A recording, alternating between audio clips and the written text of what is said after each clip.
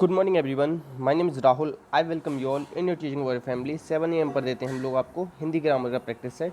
ठीक है, अब आज से ना डेली आपको रचनाएं मिलेंगी ही मिलेंगी, चाहे एक मिले चाहे दो मिले, मतलब कुछ ना कुछ रचनाएं दी ही जाएंगी आपको, और पर्यायवाची भी आपको साथ में याद कराई जाएंगी। ठीक है, पहले क्वेश्चन से स्टार्ट करेंगे। अग्नि रेखा किस लेखक की रचना है?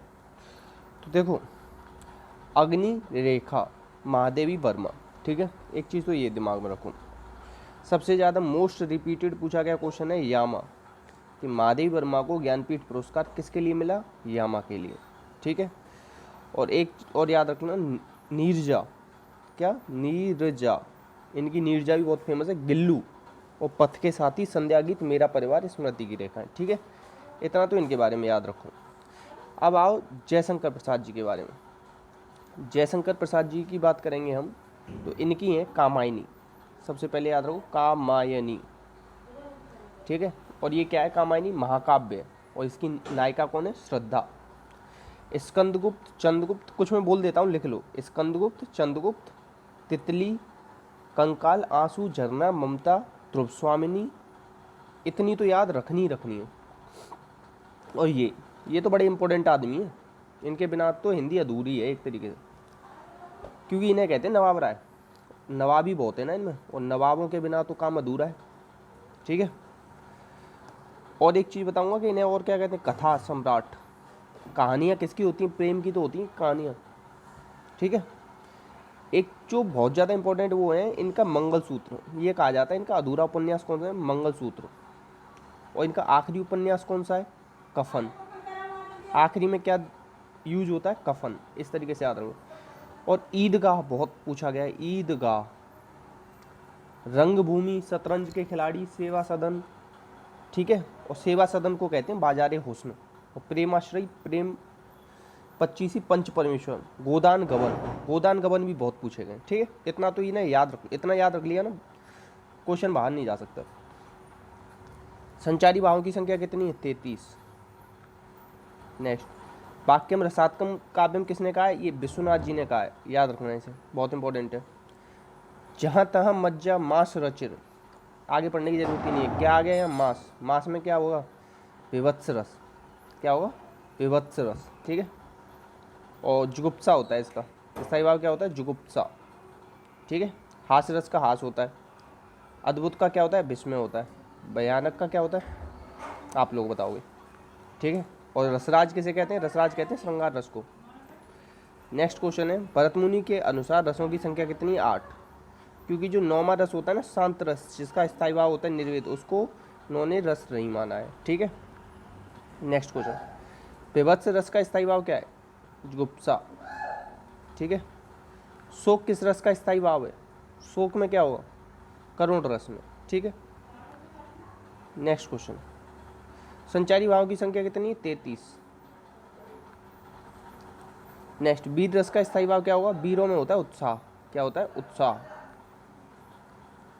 रस कितने प्रकार के होते हैं? रस होते हैं आपके, बताओ आप लोग, 9 प्रकार के, इसीलिए तो 9 होते हैं इनके स्थायी भाव। मगर भरतमुनि के हिसाब से पूछे तो 8 लगाना। सारे पूछे हुए क्वेश्चन है। हिंदी साहित्य में 9वां रस कौन सा है? शांत रस है। आखिरी में क्या मिलती है? शांति। ऐसे याद रखो। ट ठ ड ड ड, ये क्या है?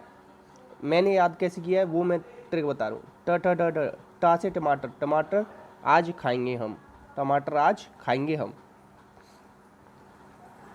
और ये सब किससे बोले जाते हैं? ये टावर किससे बोला जाता है? मूर्धन्य से। नेक्स्ट क्वेश्चन है आपका, माधुर्य का गुण किस रस में यूज होता है? ये मैंने याद पता है कैसे किया? माधुर्य क्या कर दिया मैंने? माधुरी। माधुरी, माधुरी को क्या पसंद है? श्रृंगार।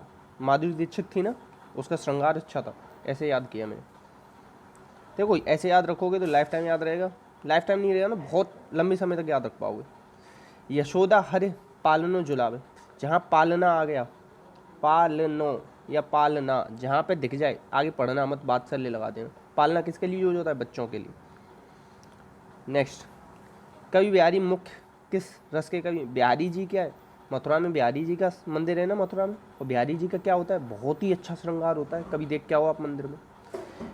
एक सूचना देना चाहूँगा, सुपर टेट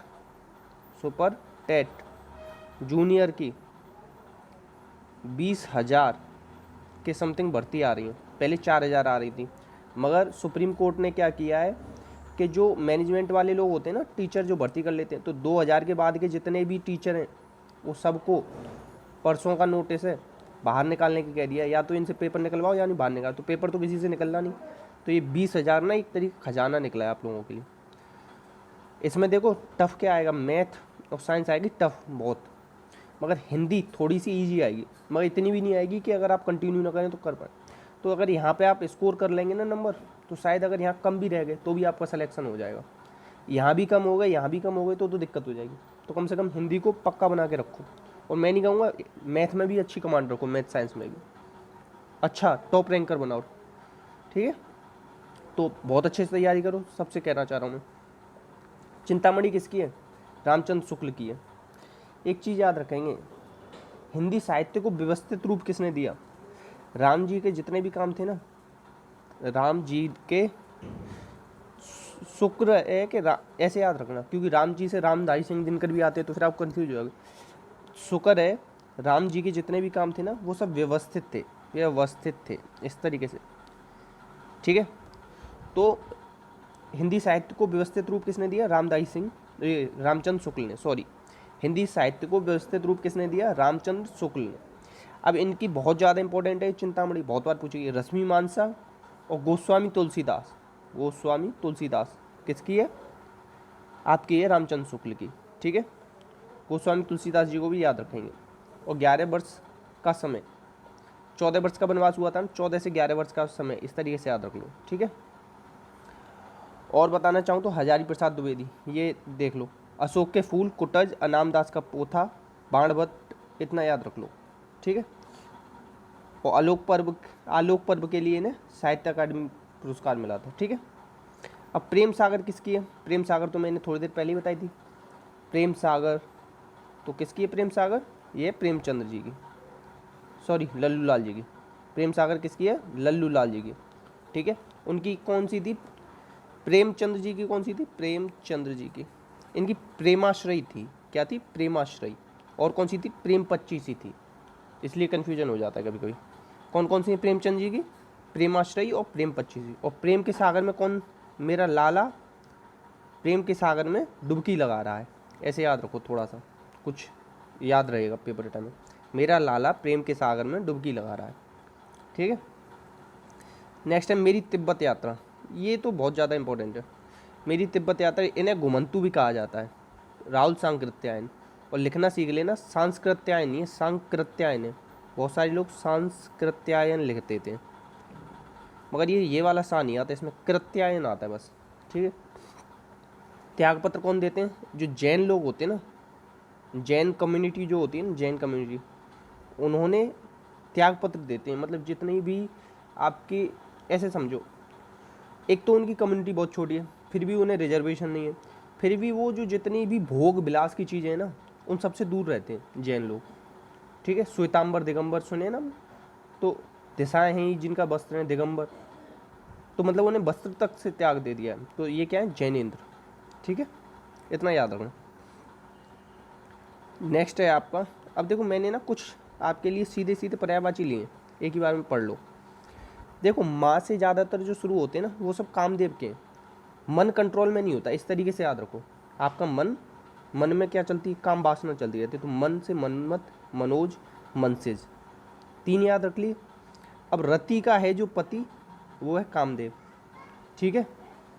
और मकर ध्वज, कंदर्प, मदन, सबसे ज़्यादा जो पूछे गए ना इसमें मनोज, मदन, मनसिज, रतिपति, अनंग, ये बहुत पूछे गए। तो इतने तो याद रख लो, मदन, मनोज, अनंग, रतिपति और मनसिज, इतने याद रख लो। कमल के तो मैंने आपको ट्रिक बताई, जिनके पीछे जा आ जाए, जा जा जा आ रहा है ना, ज मतलब जा याद रख लो, कमल का आप निकाल जाओगे पेपर में। अरविंद, सरसिज और पुंडरीक और राजीव, ये अलग से याद रखो। राजीव, अरविंद, 1-2 बार पढ़ लोगे हो जाएगा। कुबेर, धनद तो याद रखने की जरूरत ही नहीं, क्योंकि कुबेर जी के पास क्या है? धन, तो धनद हो जाएगा, ठीक है। और धनपति, धन का है जो पति, कुबेर ही होगा। तो ये 2 तो हो जाएंगे आपको, ठीक है। किन्नर का है जो देव, किन्नरों के देवता कौन है? अब ऐसे याद रखो, किन्नरों को सब किन्नर जब ट्रेन वगैरह में आते हैं तो क्या मांगते हैं? पैसे। क्या मांगते हैं? पैसे। और पैसे किससे रिलेटेड है? कुबेर जी से। तो किन्नर देव भी याद हो गया। यक्षराज, ये थोड़ा सा याद रख लो अलग से, ठीक है। कपड़ा, कपड़ा को वस्त्र कहेंगे, पता ही है। चीर हरण हुआ था, आपने सुना होगा, वो भी याद है, ये हो जाएगा। बसन, परिधान, ठीक है।